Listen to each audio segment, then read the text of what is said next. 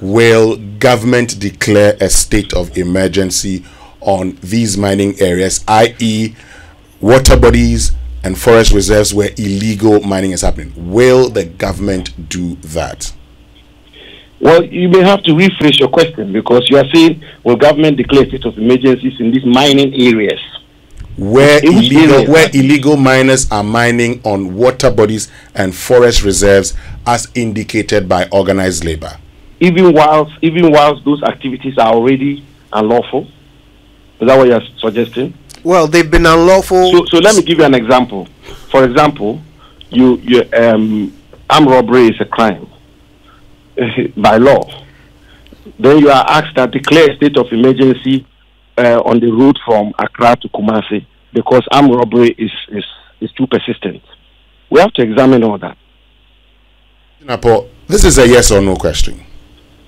Organized labor says organized labor says declare a state of emergency in order to deal with illegal mining on water bodies, forest reserves, and their buffers. Will government do that? You know, first of all, I'm not. Before tomorrow, would you do that? No, yes, no, hold on. No? Let me give you an answer. You've asked a question. Please, I'll be grateful if you allow me to answer the question. I'm allowing you. Go ahead. Yeah, thank you. First of all, I am not in the mood of getting into open contestation or open debate with organized labor or any civil society group or even an individual. I'm not. And I'm not also in the frame of mind or in the mood of saying they are wrong, I'm right, they are wrong, government is right. Their approach is not a correct approach. Government's approach is the correct approach. No, I'm not too sure that is how we should approach this matter or how we should proceed. Not at all. Organized labor has come on board this fight, and they've made some demands. They've expressed some views. We've had engagements with them. We continue to have engagements with them. I will leave it at that. I'm not going to say they are right, they are wrong. Government is right, government is wrong. None of that. We have a problem we've been dealing with for many years in our country since the 1980s. It's gotten worse over the years. This government has been taking some of the strongest measures in the past 7 years. We've gotten to a stage where a good number of groupings have, if you want, for want of a better expression, have come on board the fight. Have brought their voices up. Those are highly welcome, and they are very, very helpful, and they are very useful.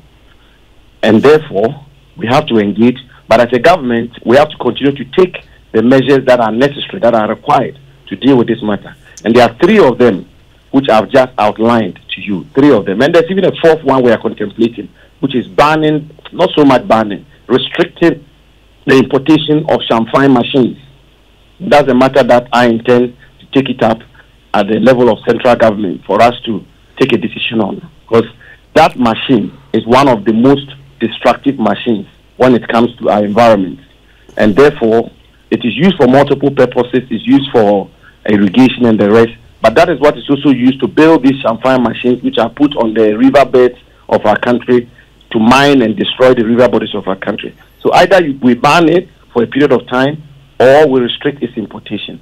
So these are all matters, including also the very useful call by organized labor for presidential candidates to sign a pact on illegal small-scale mining. Government supports and encourages us considerably because the exercising of the politicization of this whole matter is one that will also help greatly. So that is how I'll respond to this.